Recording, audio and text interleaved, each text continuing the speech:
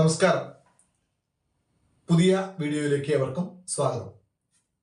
ഓഹരി വിപണിയെക്കുറിച്ച് മലയാളത്തിൽ പഠിക്കാനുള്ള വീഡിയോ സീരീസിന്റെ മറ്റൊരു എപ്പിസോഡിലേക്ക് ഏറെ സ്നേഹത്തോടെ സ്വാഗതം ചെയ്യുന്നു. ഇന്ന് നമ്മൾ സംസാരിക്കാനായിട്ട് പോകുന്നത് ഇൻട്രാഡേ ട്രേഡിംഗ് എന്ന് പറയുന്ന കോൺസെപ്റ്റിനെ കുറിച്ചാണ്. കഴിഞ്ഞ വീഡിയോയിൽ നമ്മൾ സംസാരിച്ചത് ഇൻട്രാഡേ എന്ന് പറയുന്ന ഒരു കോൺസെപ്റ്റ് ഉണ്ട്, സ്വിംഗ് ട്രേഡ് ഉണ്ട്, ലോങ് ടേം ഇൻവെസ്റ്റ്മെന്റ് ഉണ്ട്. അതിൽ ഇൻട്രാഡേയെ കുറിച്ചാണ് ഇന്ന് നമ്മൾ സംസാരിക്കാനായിട്ട് പോകുന്നത്. എന്താണ് ഇൻട്രാഡേ? ഇൻട്രാഡേ എന്ന് പറയുന്നത് ഒരു ദിവസം തന്നെ വാങ്ങി വിൽക്കുന്നതിനെ ഇൻട്രാഡേ എന്ന് പറയുന്നു, ഇൻട്രാഡേ ട്രേഡിംഗ് എന്ന് പറയുന്നു. എന്ന് വെച്ചാൽ വളരെ ലളിതമാണ്. എനിക്കൊരു ഷെയർ വാങ്ങണം എന്ന് ആഗ്രഹമുണ്ട്. അതിന്റെ വില ഇന്ന് മുകളിലേക്ക് കയറുമെന്ന് ഞാൻ പ്രതീക്ഷിക്കുന്നുണ്ട്. അങ്ങനെ വാങ്ങുമ്പോൾ വാങ്ങിയ വിലയേക്കാൾ ഉയർന്ന വിലയിലേക്ക് മാർക്കറ്റ് പോകുമെന്നും ഷെയർ പ്രൈസ് പോകുമെന്നും അങ്ങനെ വിറ്റ് ലാഭം ഉണ്ടാക്കാമെന്നും കരുതുന്നവരാണ്. ഉദാഹരണത്തിന് 100 രൂപയ്ക്ക് ഒരു ഷെയർ വാങ്ങുന്നു. കുറച്ച് കഴിഞ്ഞതിന്റെ വില 101, 102, 105, 110 എത്രയോ ആവട്ടെ, വാങ്ങിയ വിലയേക്കാൾ ഉയർന്ന വിലയിൽ ആ പ്രൈസ് വന്നാൽ, ഷെയർ പ്രൈസ് വന്നാൽ, അന്നേ ദിവസം തന്നെ ഞാനത് സ്ക്വയർ ഓഫ് ചെയ്യുന്നു, അഥവാ വിറ്റ് അവസാനിപ്പിക്കുന്നു. അത്തരത്തിലുള്ള ട്രേഡിംഗ് മോഡലിനെയാണ് നമ്മൾ ഇൻട്രാഡേ ട്രേഡിംഗ് എന്ന് പറയുന്നത്. ഇപ്പോൾ കൃത്യമായി എന്ന് വിചാരിക്കുന്നു, 9:15 മാർക്കറ്റ് ഓപ്പൺ ആകുന്നു, 3:30 വരെയുണ്ട്. 9:15 ശേഷം എപ്പോൾ വേണമെങ്കിലും നമുക്ക് വാങ്ങാം. പക്ഷെ അന്ന് തന്നെ അത് വിറ്റ് അവസാനിപ്പിച്ചിരിക്കണം. അവിടെ ലാഭമുണ്ടോ നഷ്ടമുണ്ടോ എന്നുള്ളത് പ്രശ്നമല്ല. ലാഭമാണെങ്കിലും നഷ്ടമാണെങ്കിലും അവസാനിപ്പിച്ചിരിക്കണം. മിക്കവാറും എല്ലാ ബ്രോക്കേഴ്സും ഒരു 3 മണി 3:10 വരെയുള്ള സമയം നമുക്ക് തരും അവസാനിപ്പിക്കാനായിട്ട്.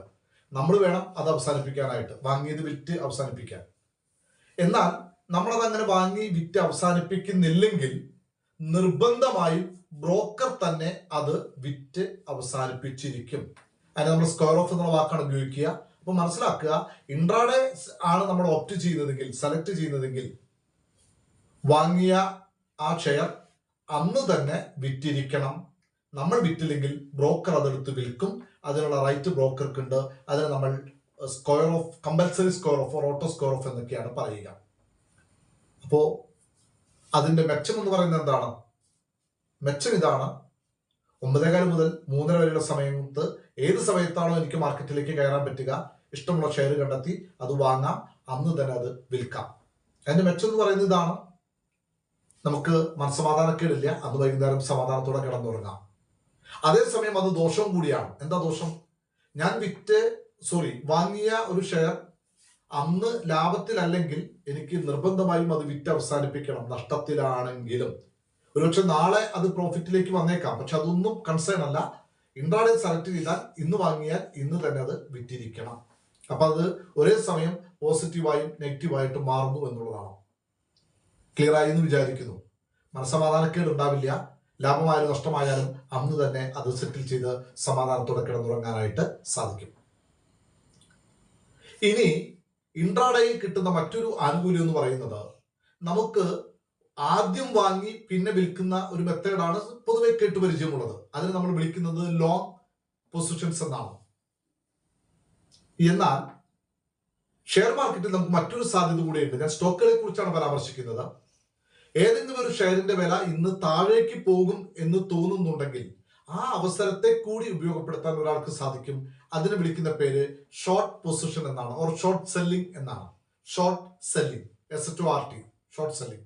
എന്താ ഷോർട്ട് സെല്ലിംഗ്? എന്റെ കയ്യിലില്ലാത്ത ഒരു ഷെയർ ആദ്യം വിൽക്കുകയും അന്ന് തന്നെ അത് തിരിച്ചു വാങ്ങുകയും ചെയ്യുന്ന മെത്തേഡിനെയാണ് ഷോർട്ട് സെല്ലിംഗ് എന്ന് പറയുന്നത്.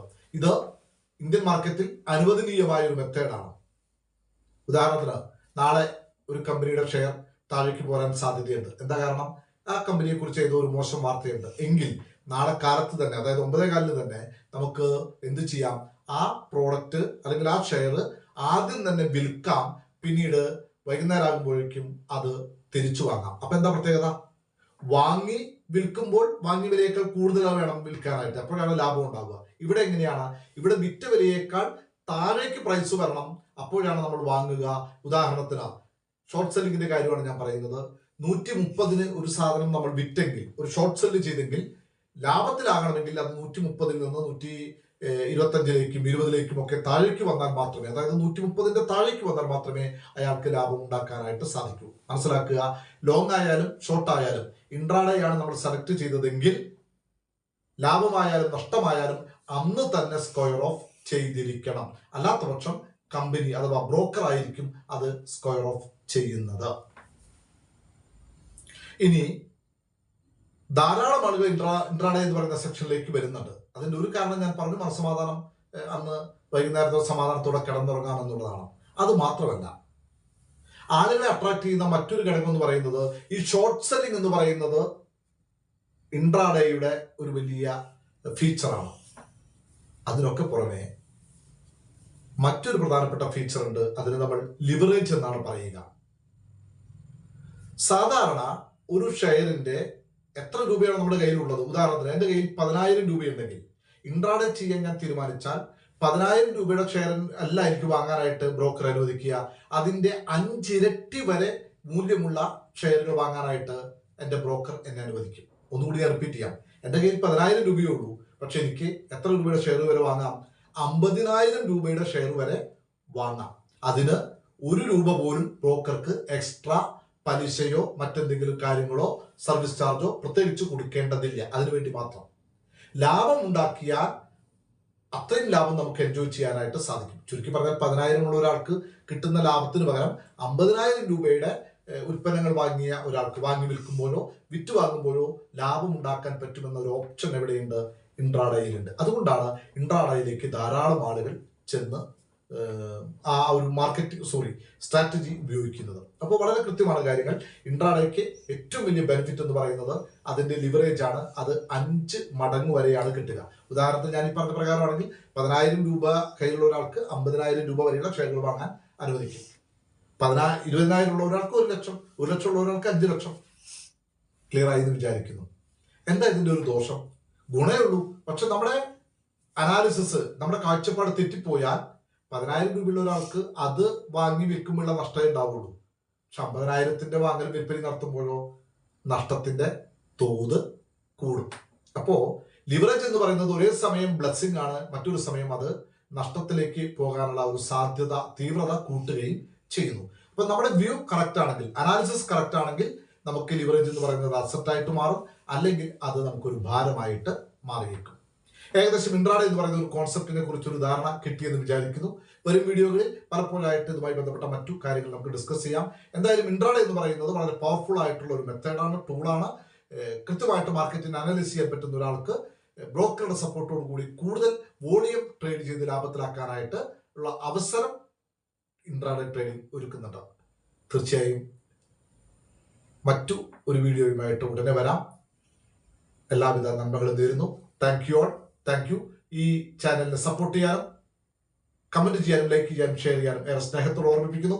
Thank you all. Thank you very much.